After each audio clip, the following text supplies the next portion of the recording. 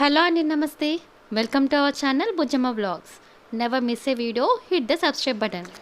ఈరోజు వీడియోలో చేపల ఎగురు ఎలా చేయాలో చూపించబోతున్నానండి. చేపల ఎగురు అంటే ఇందులో మనం చింతపండు పులుసుని యూజ్ చేయమన్నమాట.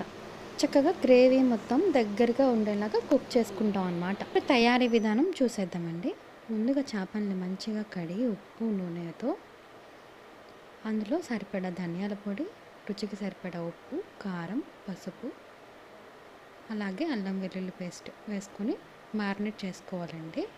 ఇక్కడ మీడియం సైజ్ ఆనియన్స్ 4 నుంచి 5 సన్నగా తరిగి ఒక బౌల్లో పక్కన పెట్టుకున్నానండి. అలాగే మిర్చి ఒక 6 నుంచి 7 చిలుకలు చేసి పెట్టుకున్నాను.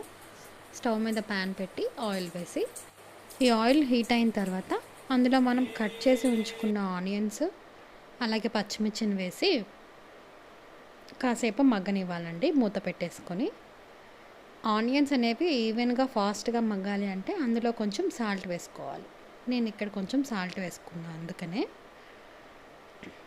ఒకసారి ఇలా కలిపేసుకొని మూత పెట్టి కాసేపు మగ్గనివ్వాలి. బాగా ఫ్రై చేయొద్దండి, జస్ట్ ఒక హాఫ్ మగ్గాలి అంతే.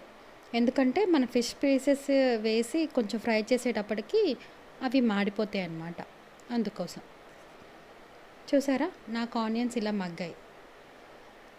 ఇప్పుడు ఇందులో కొంచెం అల్లం వెల్లుల్లి పేస్ట్, కొంచెం పసుపు వేసుకొని ఒకసారి కలుపుకుంటున్నానండి. ఇక్కడ అల్లం వెల్లుల్లి పేస్ట్ పచ్చివాసన పోయేంత వరకు వేయించుకోవాలి. ఇలా 2 నిమిషాలు వేయించుకున్నాక ముందుగా మ్యారినేట్ చేసి పెట్టుకున్న ఫిష్ పీసెస్ని ఒక్కొక్కటిగా ఇందులో వేసుకోవాలన్నమాట. మనం వెడల్పుగా ఉన్న కడాయిని ఎంత తీసుకుంటామంటే ఫిష్ పీసెస్ని ఫ్రై చేసుకోవడానికి వీలుగా ఉంటుందని. ఇప్పుడు వీటిని మూత పెట్టి కాసేపు మగ్గనిచ్చి మళ్ళీ తర్వాత ఇంకోవైపు ఫ్లిప్ చేసి మళ్ళీ కాసేపు మగ్గనియాలి.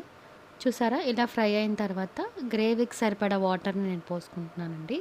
ఎక్కువ పోసుకోవద్దు, కొంచెం సరిపోతుంది. ఆల్రెడీ ఫిషెస్ అనేది ఫ్రై అయినాయి కాబట్టి. ఫైనల్గా కొత్తిమీరతో గార్నిష్ చేసుకొని 2 నిమిషాలు స్టవ్ మీద నుంచి దించేసుకోవడమే. నాన్ వెజ్ కర్రీస్లో ఫాస్ట్గా అయిపోయే కర్రీ అంటే మన ఫిష్ కర్రీ అని చెప్పచ్చండి. అయితే మెయిన్గా ఈ వింటర్ టైమ్స్లో పులుసు కూరలు ఎక్కువ తినకూడదండి. యాక్చువల్గా తినలేం కూడా. అలాంటి టైంలో ఈ రెసిపీ బాగా యూజ్ అవుతుంది. మ్యాక్సిమం చింతపండు పులుసు అనేది కొంచెం అవాయిడ్ చేస్తేనే హెల్త్కి మంచిదండి.